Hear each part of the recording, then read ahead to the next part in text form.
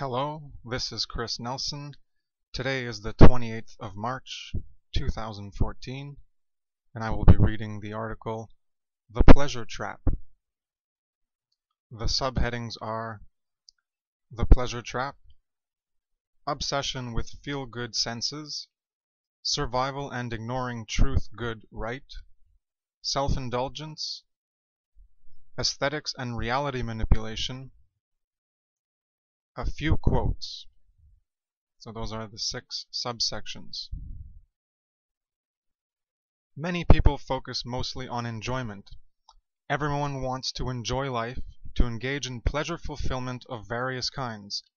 All people are distracted by the pleasure trap. In the New Age movement, there is the pleasure trap of feel-good comfort that is desired as an inner state to be attained and sought after. This leads to believing in the need to follow your feelings at all times, trust only your feelings, etc. There is also the pleasure trap and obsession with emotions and avoidance of the negatives through outright denial of truth that isn't what people want to hear. They use many dismissive tactics to avoid facing the truth. The pleasure trap is seeking pleasure and avoiding pain. This drive is rooted in the R complex or base brain. This is basing your decisions in life on pleasurable feelings and avoiding pain, especially psychological pain, through ignorance, denial, or rejection of truth. Not many people feel responsible for wrongdoings being engaged by themselves or others in the world, so long as they get their pleasure fulfillment in some way. That sensory perception of feeling good is used as a compass to determine what is allegedly good. We engage in frivolous use of our time and attention without a clue to the ignorance we are immersed in. We don't hold truth, right, and good above our desire to fulfill pleasure and enjoyment. We live in the low base consciousness of the base brain instead of making decisions and spending time, attention, and energy from the higher order thought functionality of the neocortex. This is basing decisions from the base brain low consciousness of choosing the pleasure trap in our lives, ways of being, actions, and behavior. The lower base consciousness is avoidance of putting the time, energy, and effort into more productive and less immediately gratifying behaviors.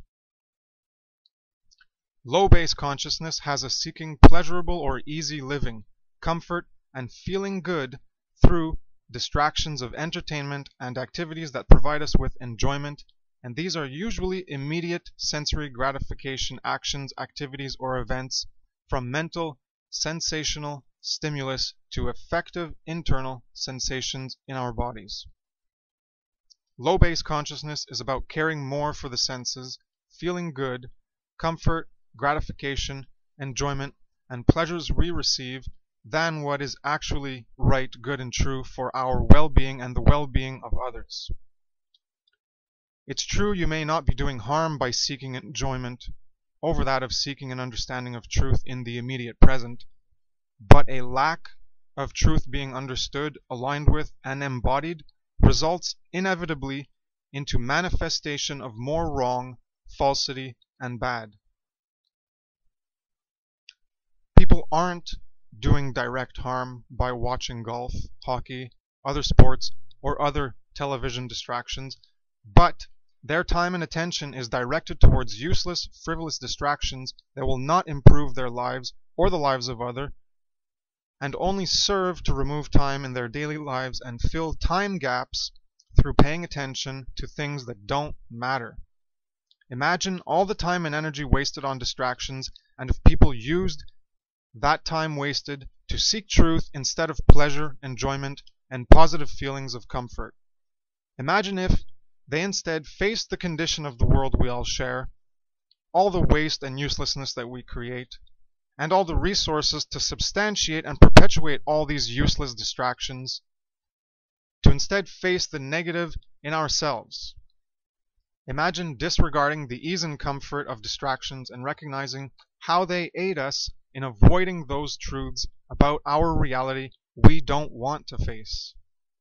We have an attraction to symbols of status and wealth through jewelry, fashion, material objects, not growing our own food, being wealthy enough to not need to do things ourselves, being wealthy enough to waste time on frivolous pursuits, and attraction to pleasure, enjoyment, comfort, and ease. This is the current pursuit of happiness.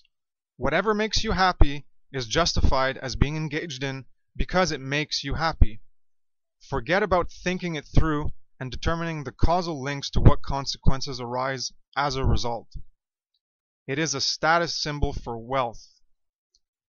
The pursuit of happiness is constructed as a pursuit of wealth in various forms. It is caring more about enjoyment than learning what is right, good, and true. People do not have a desire to learn and better themselves.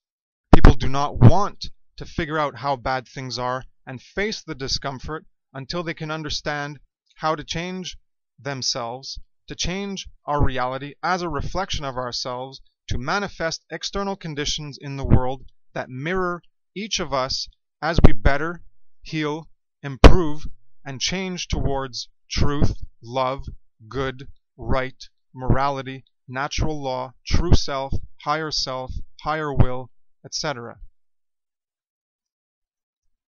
While we are busy with distractions and enjoying the comforts and ease that our game of exploitation affords us, other people in the world are not even capable of living off of basic needs, and other innocent sentient animate beings are used as property and products for our consumption. There is much suffering, but we don't care. We don't care about what is right, good, and true to truly help other beings and ourselves in our collective situation. Everyone is busy getting theirs and enjoying themselves at the expense of what it costs for them to get what they have. People want what is pleasing and do not want to face other unpleasantness in the world and how they are contributing to it. All of the distractions transfer and suck useful time and energy that could be used to look into information that is hidden or not as desirable as those distractions that provide us with the pleasure and gratification.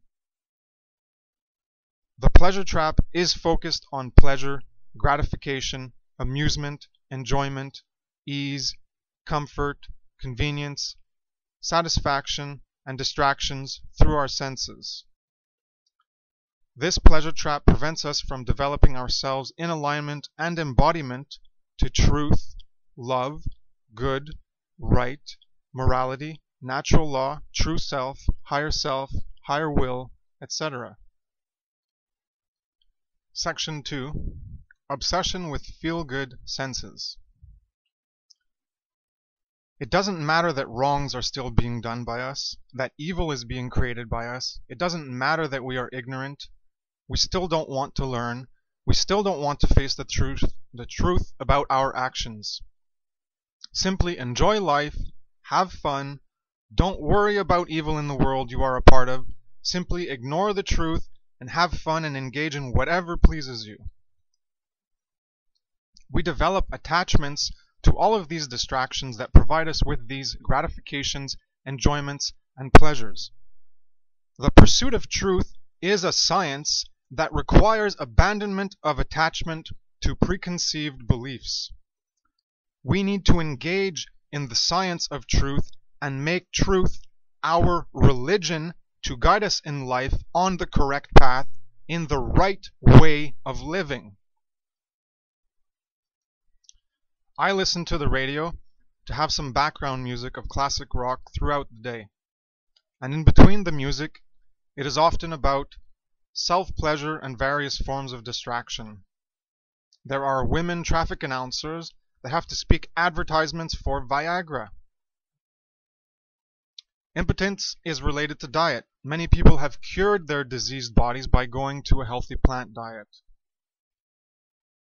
The radio people talk about movies and music festivals for people to continue to immerse themselves in distractions. They talk about technology such as Google Glasses and virtual environments to provide with pleasure and distractions at a mentally stimulating level. Every time I hear this garbage, it frustrates me of how ignorant people are of real issues, real serious issues going on around them and inside of themselves. My own family members don't care about any of these things, these topics that I talk about. They are busy watching useless television about hockey games, football games, storage wars, auction hunters, gold digging, oil mining, and so many other useless things just to pass the time and distract the mind in order to not focus on anything of importance in life. One of the worst feel-good deceptions that has us justifying enslavement, exploitation, harm, and murder of other innocent, sentient, animate life is the aesthetic affinity for the illusory sense of taste. This is a trick in selecting foods that, and what we think is a valid criterion for determining what is right, good, and true for our benefit to eat. The pleasure trap of palatial taste tricks the body into accepting pleasurable, palatable foods it thinks are healthy.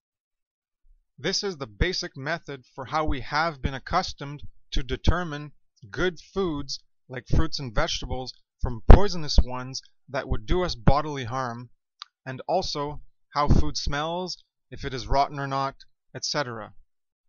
The tongue, nose, and mind think that if it tastes or smells delightful, then the body will benefit from it and take the least amount of effort to process.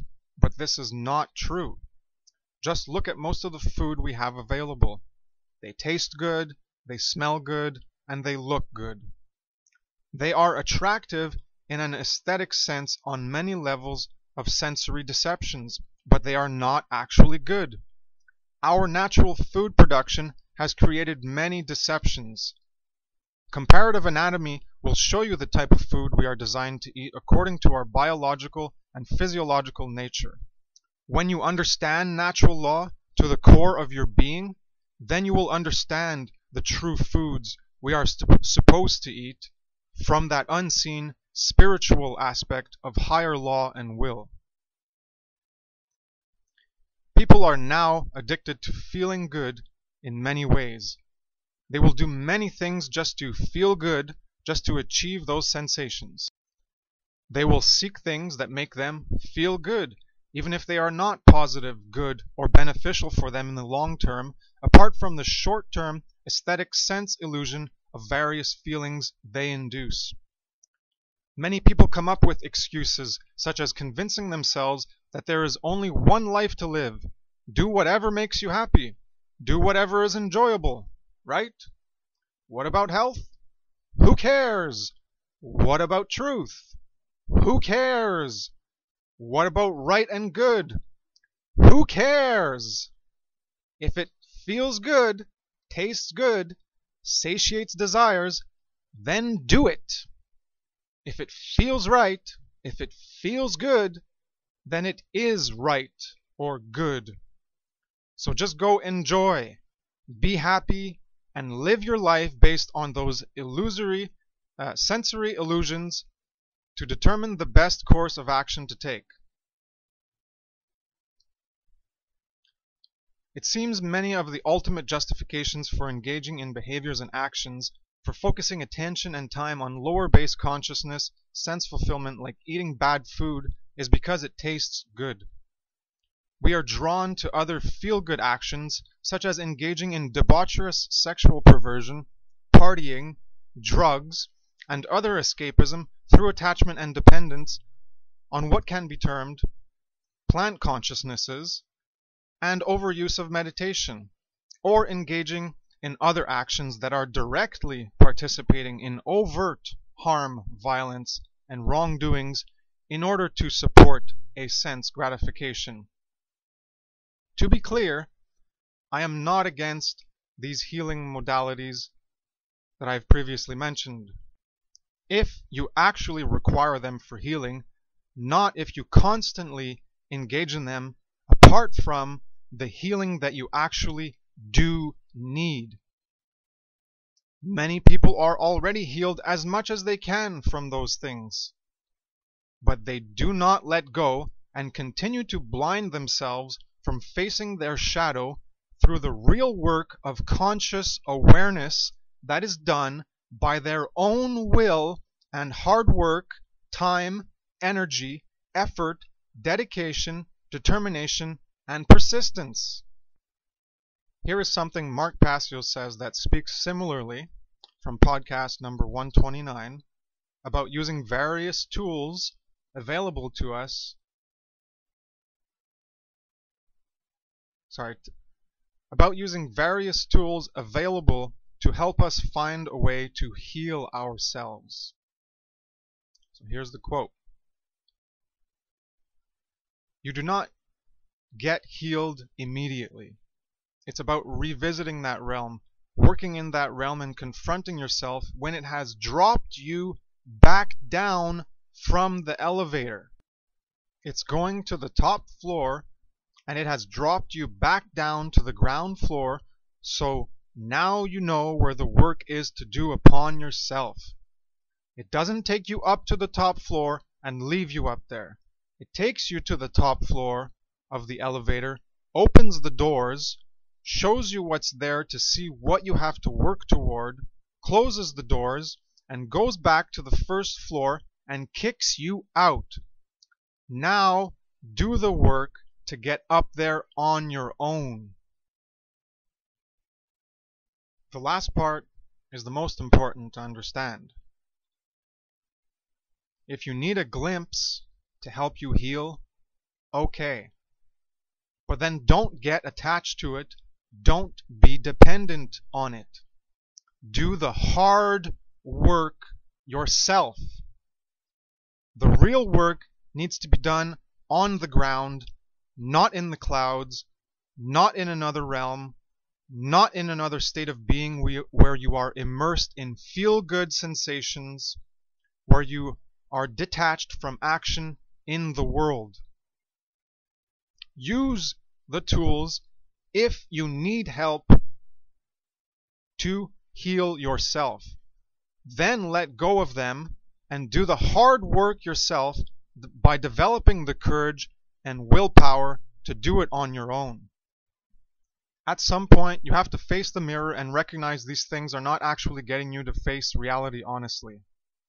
Ask yourself, if all the meditation or other tools for healing and the alleged higher spiritual connection you believed you had was true, why have you been seeking to attain these inner feel-good states at the expense of facing your shadow and the truth about how you create wrongdoings and evil in the world? Your meditation or other obsession and dependence are a distraction that keep you in a feel-good state and prevented you from facing the truth. This is an imbalanced state. That is obvious to see in others when they are faced with the truth that many people do not want to face and investigate honestly. That of the animal enslavement, exploitation, violence, and murder issue. They prefer to keep lying to themselves and maintain the self-image and inner state of feeling good. Cognitive dissonance is strong in many who believe they are not affected by this psychological mechanism. Lying to ourselves is very powerful and much easier than lying to others. Section 3. Survival and ignoring truth, good, right. The principal satanic tenet is survival and self-preservation above all else, even at the expense of other beings. It doesn't matter what is going on outside of your immediate desire for your personal well-being or how you self-delude yourself into perceiving that as part of your alleged need for survival. You matter more than other beings, and all you care about is fulfilling your own desires to preserve whatever is important to you.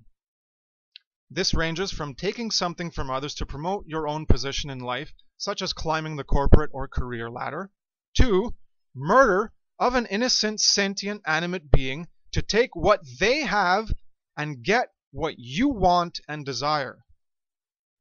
It's all validation of wrongdoings and evil behavior in order to get what you want at the expense of others.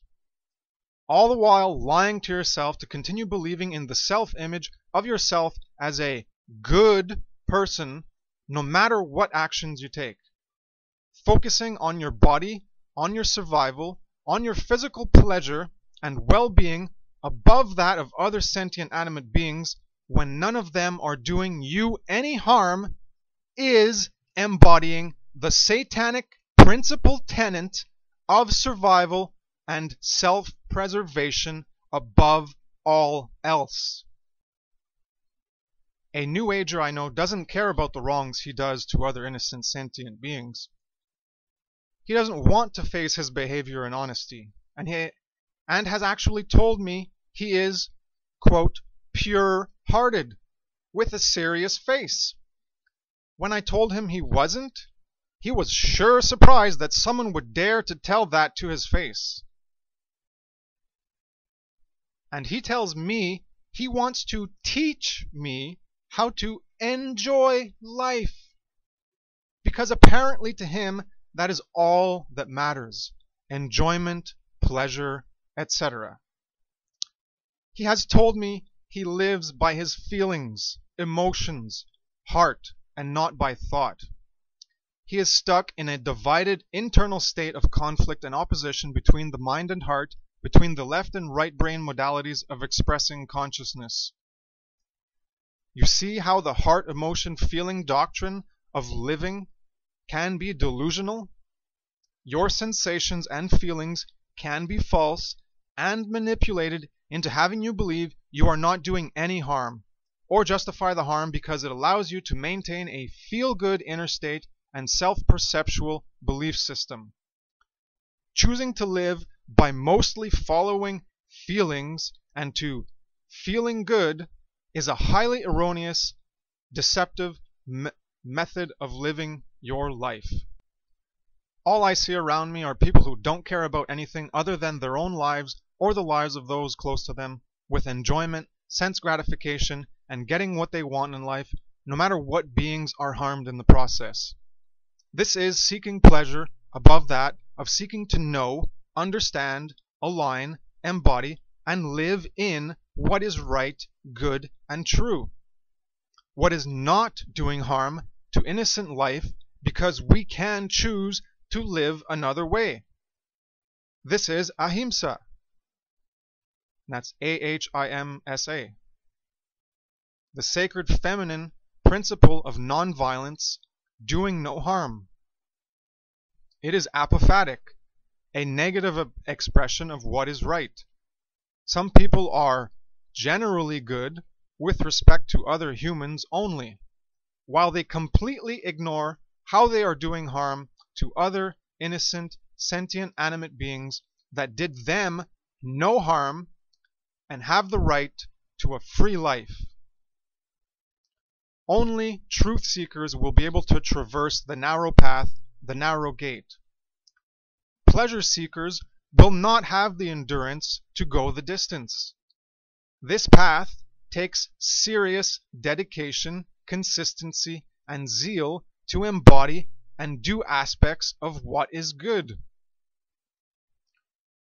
We that choose this path are constantly surrounded by the forces of the animal mind, the carnal mind, the organic mind, the mind of flesh, those minds who seek pleasure, comfort, convenience, ease, enjoyment, gratifications, distractions, etc.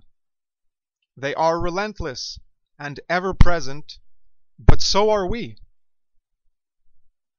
The journey to internal and external heaven is a worthy path to walk on, and it will not be found by choosing the wide gate of ease and convenience in life that makes us feel good all the time.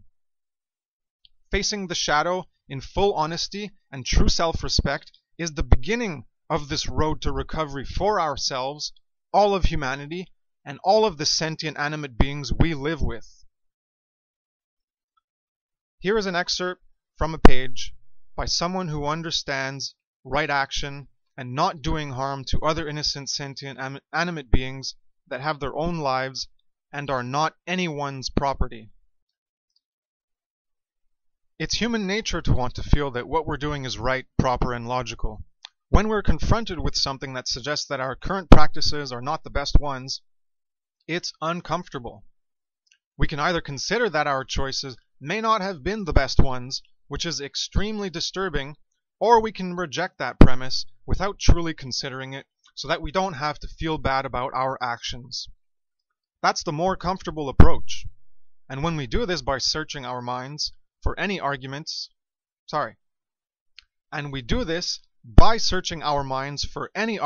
we can for why the challenge must be wrong, to justify our current behavior.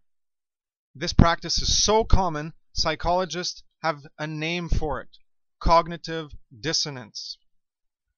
While we prefer to believe we act on reason, a formidable amount of psychological research shows the opposite. Often too usually, our actions aren't based on our arguments.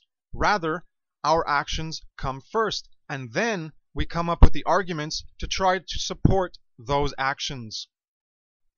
If we were truly logical, we'd consider the evidence first and then decide the best course of action. But often we have it in reverse, because it's too difficult to accept that we might have been wrong. This is particularly true when it comes to vegetarianism. It's easy to identify because the anti-vegetarian arguments are usually so extreme compared to other kinds of discourse. A person who would never normally suggest something so fantastic as the idea that plants can think and feel pain will suddenly all but lunge for such an argument if they feel a need to justify their meat eating. That's psychology for you. I used to be in the same position as most readers probably are now. Long ago, my eating habits were challenged by a book I ran across in the library. I didn't want to consider it fairly because I wanted to keep eating meat. I'd grown up eating it, and I liked it. So I came up with various weak defenses to justify my behavior. But deep down, I knew I was kidding myself and practicing a form of intellectual cowardice. Eventually, I knew I had to consider the arguments honestly. And that's from Michael Bluejay. This is what people do regarding many issues of truth they do not want to accept because it goes against their current way of living and being.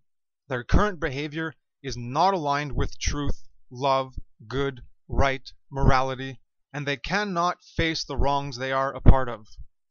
They instead refuse to accept it and reject it in many defensive rationalizations to excuse their participation in evil wrongdoings that cause harm when they don't need to, if they would choose to align with what is good by taking that hard, arduous, narrow path of truth. They are avoiding the time, energy, effort, dedication, determination, and persistence required to do the great work. Section 4 is self-indulgence. People are often engaging in activities and living by the motto to enjoy life. That is all that matters to them. They do not like to seek truth, expand and evolve their consciousness, and understand what they are actually doing, what is actually creating the conditions we see manifested around us.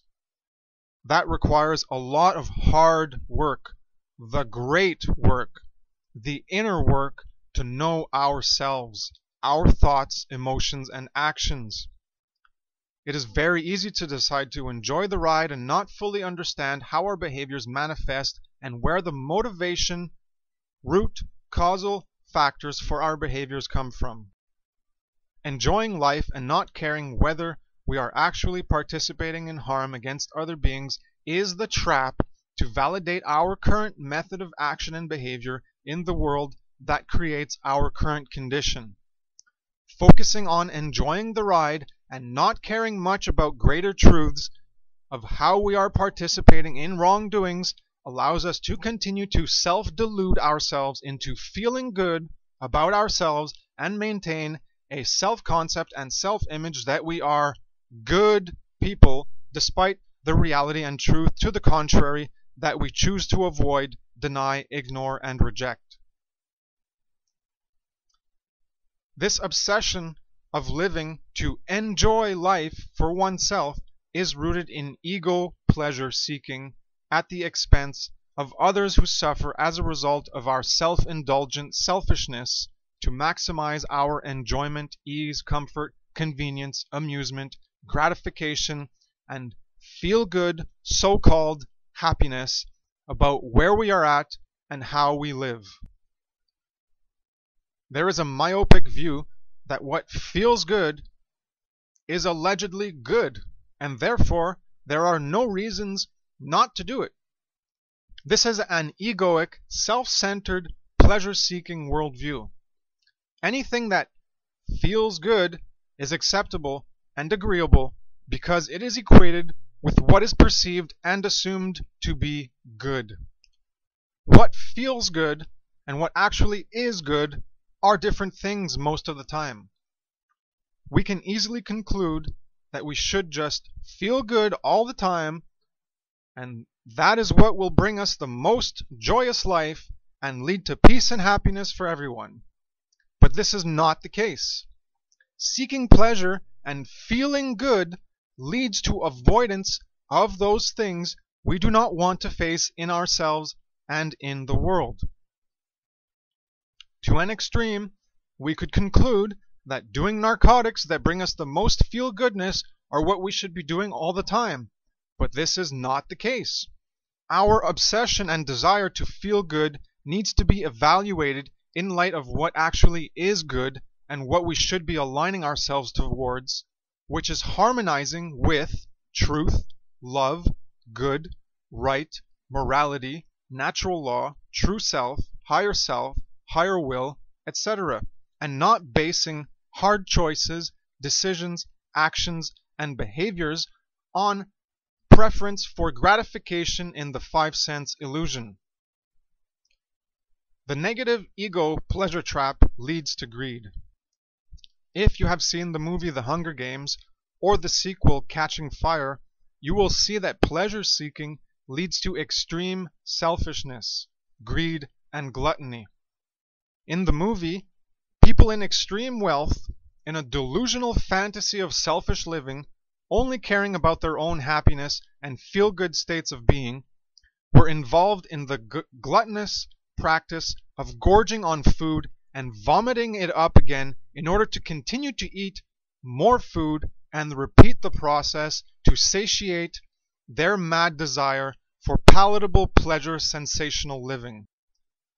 This has been an actual process in the past history of mankind, where people with extreme wealth and a self-serving attitude to exploit others at their own benefit were engaging in regurgitating food in order to continue eating because they were wealthy and could afford to buy a variety of taste sensation foods, and they were driven to please themselves to the most extreme that they could.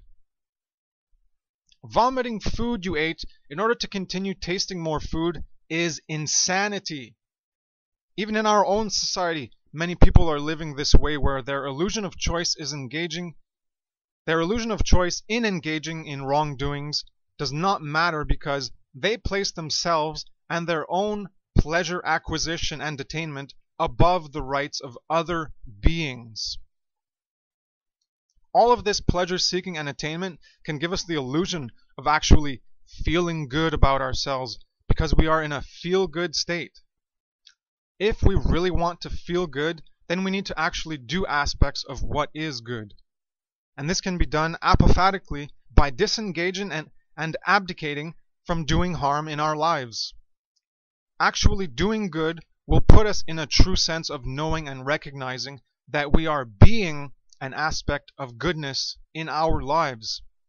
Simply feeling good about ourselves no matter what we actually do even if it is contrary to what is good and is actually doing wrong, is not healthy, responsible, intelligent, mature, or conducive to bringing freedom, peace, and truth into the world.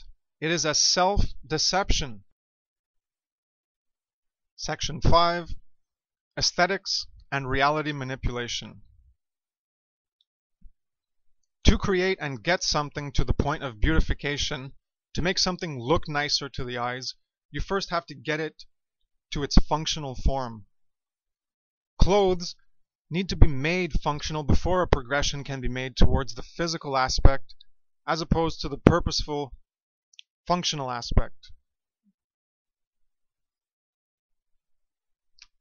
What I mean to say is, clothes need to be made functional before a progression can be made towards the visual aspect as opposed to the purposeful functional aspect. A house must first be made functional before you make it look nice, at least in terms of practicality. A house to live in is much more valuable than a pretty house you can't live in. Function supersedes aesthetics. When the move from functionality to aesthetics is progressively being made to greater degrees of attachment towards the affinity of the visual stimulation, more and more energy is put into aesthetics and less towards function. This is blatantly obvious by looking at the ridiculously idiotic and absurd fashion shows and the garments that are not clothes and would not be worn by anyone, but are merely presented because of their visual excitement and tantalization in the industry. The appeal towards aesthetics enlarges the self-absorbed behavior in which we only focus on ourselves and what we desire. The desire for greater aesthetic pleasure is based on the five-sense illusion of sight, in which we are being ruled by our vision into diverging time and energy into greater variations of visual preferences.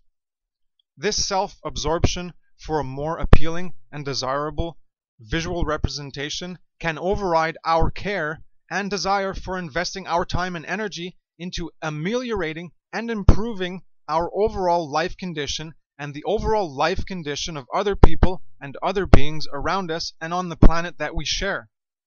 It overrides the care for practicality and functionality to create and live in true freedom and peace, instead preferring the visual or other appeals that deceive us into believing it is freedom and peace. This is also applicable in other aspects of life, such as desires for material objects that are not necessary, that only satiate a desire to have what other people have. One feels that, given the way the system operates and they have an exorbitant amount of money compared to other people, why shouldn't they own mansions? Why shouldn't they own large plots of land, a yacht, boat, motor vehicles of various kinds, and have many vacations to escape the dread and misery of a regular life? Why shouldn't they spend money to buy those things, buy gasoline, and spend time driving around in leisure and comfort? They see other people doing it and they think to themselves they can do it too. Why not? They want to be allegedly happy like them, in a constant feel-good inner state of delusion. They want to be comfortable like them. They want to show off like them.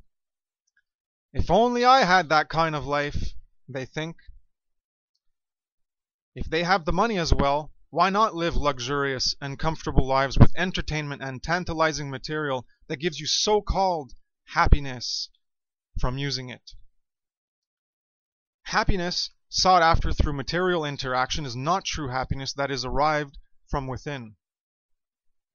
The whole argument that we should pursue happiness is fallacious because it fails to distinguish between immediate satisfactions that are fleeting and fade away and do not provide any modicum of true meaning in our lives versus the true happiness that is attained through the inner work within ourselves that gives us real meaning, purpose, and self-value. As such, aesthetics is valuable in that it provides visually appealing things. such as beautiful scenery, nature, and other beauty for the eye to perceive. The difference is in appreciating beauty and manufacturing it to make the visual spectrum more appealing. Aesthetics loses its worth when, instead of appreciating those things that are beautiful, time and energy is vested into creating aesthetically pleasing material for the sole purpose of making it visually appealing and pleasing. When our surroundings can be made to look appealing while the underlying foundational functionality of how we live is not appealing, then we are infatuated with it, being fooled, manipulated, and deceived by our eyes, by our affinity with aesthetics. We live most of our lives through eyesight, over the other four senses. What we see has a great impact on our conceptions and worldview. The overemphasis on aesthetics at the detriment of proper, accurate, correct, right, good, true functionality of our lives and the lives of other beings is something that needs to be contemplated by everyone. If people would care more about how things really are in reality as opposed to how they appear, then many of the issues and problems we face in our daily lives would no longer be there because we would change them. People are easily fooled by the five-sense illusion of perception because they can be made to see something not as it is. When you do not have an accurate representation of what something is, then you accept or construct conceptions and worldviews that are based on a lie. These constructs are how we live our lives, in what we think, feel, say, and do. Having a false conception and basing your choices and decisions on a false conception will lead you down a false path. Your foundational constructs upon which you understand things is flawed. Therefore, everything you build upon that foundational construct will also be flawed. From the flawed foundational construct or belief follows erroneous thoughts, feelings, actions, and behavior. If we do not understand things as they truly are, then we are living in an illusion. This is the world we currently live in. Some things we see as they really are, while other things we do not see for what they really are, and instead buy into the false representations or distracting diversions in order to inhibit true perception of what really matters. Real eyes realize real lies. When you can't face the truth as it is, that you are a part of evil and wrongdoings, then you don't really have those real eyes developed. You only have a partial development. Our attachment to illusory perceptual mechanisms leads us into false paths because they do not accurately represent what is truly right, good, and true. We are misled by our affinity for visual aesthetics. Similar to visual aesthetics regarding visual beauty, the other senses can also be viewed in grades or degrees of perspective properties. For hearing, it would be sounds that sound good versus sounds that do not sound as good. In taste, we have things that taste better than other things, but this is not the measure for whether that thing is better for us. Soft tones can speak lies that are pleasing, while harsh tones that speak hard, uncomfortable truths can be perceived as bad. The senses are tools, but they must be used with discernment, with judgment. Blindly following aesthetic affinity that various materials, activities, or events provides us with often leads to doing the wrong thing.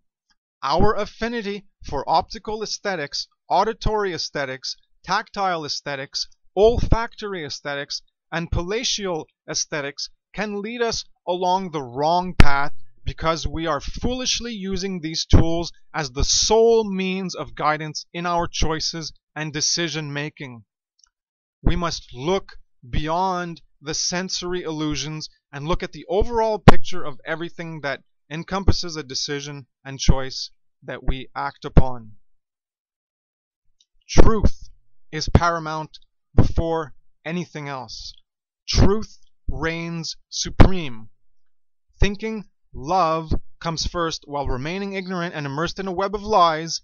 Thinking love comes first because it brings you this false happiness of ignorance is absurd. Just like aesthetics, if you construct your meaning and value system based on lies that make you feel good, then this is not truly love, nor is it happiness. It is self-deception in order to maintain a momentary acquisition or semblance of a facsimile to that which you truly seek. It is a proxy, a false representation. You're seeking love, you're seeking happiness, but you are doing it within the framework of lies, deception, manipulation, and false perception. Truth is where it all starts. The sixth and last section is a few quotes. There's only a little bit to read.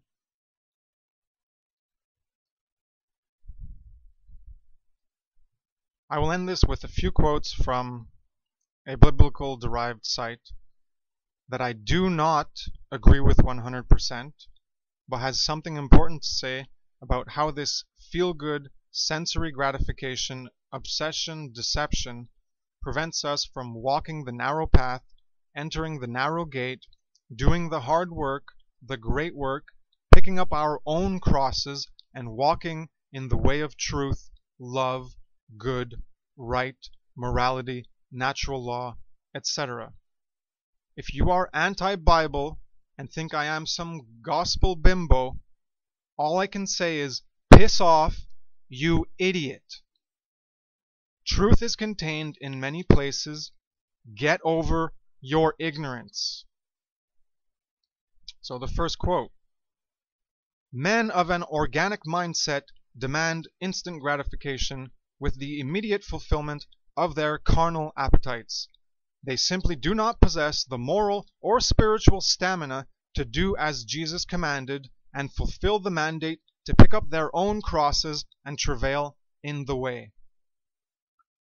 The second quote: thus, Paul stated to the baptized believers that he himself had instructed, this is a quote from the Bible, and I, brethren, could not speak to you as to spiritual people, but as to carnal, as to babes in Christ.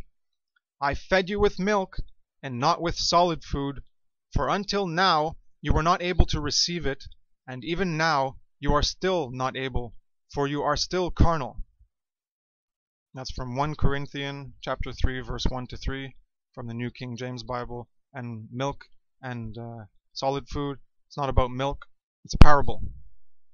It's a parable about levels of understanding. I'll continue with the quote after the Bible quote, which is still part of the quote from that site. And that the Christian who was to overcome the limitations of their carnal mindset and nature, enabling them to expand and evolve the mind, and the transformation of their physical being into a state of spiritual maturity with the objective of the gospel message and demonstrated in the commandment of Paul, put to death, therefore, whatever belongs to your earthly nature. Those who belong to Christ Jesus have crucified the sinful nature with its passions and desires. And I will read one quote from Gandhi that relates to the above bodily, carnal versus spiritual desires and its relation to ahimsa, doing the least harm that we can to live. Let us now examine the root of ahimsa. It is uttermost selflessness. Selflessness means complete freedom from a regard for one's body. When some sage observed, man killing numberless creatures, big and small, out of a regard for his own body, he was shocked at his ignorance.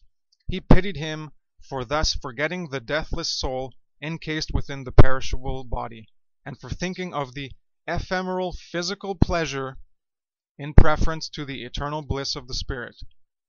He then deduced the duty of complete self-effacement. He saw that if man desired to realize himself, i.e. truth, he could do so only by being completely detached from the body, i.e. that is to say, by making all other beings feel safe from him. That is the way of ahimsa. And that's from Young India,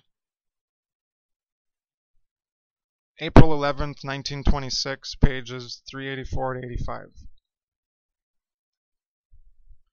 If you understand the above in relation to the two other quotes, you will see how this relates to the satanic principal tenet of survival and self-preservation above all concerns for other beings.